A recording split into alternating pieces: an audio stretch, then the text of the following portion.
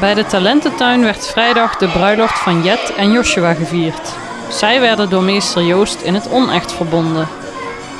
Joshua, Jet eet heel graag friet met frikandel speciaal.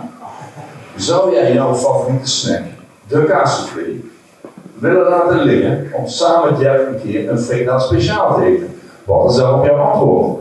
Ja.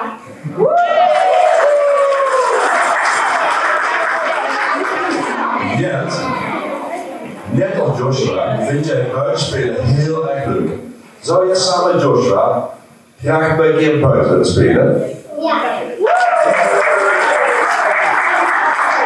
Joshua, wil jij in het onecht trouwen met Jet? Wat is daarop jouw antwoord? Ja.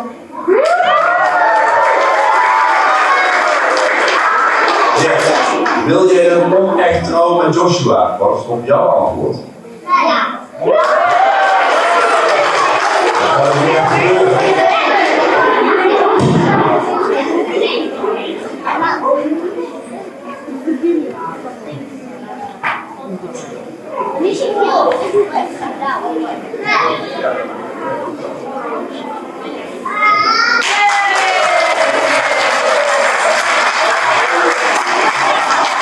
Dan verklaar ik jullie nu tot boerprijswinnaar van de Talententuin voor het jaar 2026. Proficiat!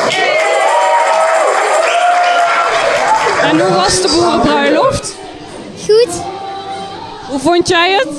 goed, En hoe voelt het om getrouwd te zijn? graag. Jij bent wel jong getrouwd, of niet? Ja, En wat vieren jullie vandaag op school? Wat is het programma? carnaval. Na dit officiële gedeelte werd het feest voortgezet met prins Deen en prinses Silke voorop. Hoe vinden jullie het om prins en prinses te zijn? Leuk. Ja, superleuk. Dat was goed. Dat was wel echt een leuke droom die uitkwam. Hadden jullie het verwacht? Nee. Nee, eigenlijk helemaal niet. Nee. Het was een grote verrassing. En jullie klasgenoten hebben ook gedanst? De meeste wel, maar sommigen moesten wel echt gedwongen worden. Het zijn niet... nee, onze klas is niet heel echt carnaval. Maar wij wel. Dus dat is superleuk. Heb je zelf ook opgetreden? Ja, ik heb zelf ook wel opgetreden. Dat vond ik wel leuk om te doen. En gaan jullie de rest van de dagen ook nog carnaval vieren? Zondag doen we mee aan de kinderoptocht. En dan maandag nog de optocht in Verrij. En dan nog bij familie. Bij de kinderoptocht zijn we wel in dit pak. Maar bij de grote optocht en bij familie zijn we ook wel in pak, maar niet deze. Hebben jullie ook nog een carnavalswagen tijdens de optocht? Ja, we hebben een skelter met daarachter een kar. En ook nog allemaal kruiwagens. En ja, want het thema is talententuin. Dus Dus jullie hebben de kar al gezien?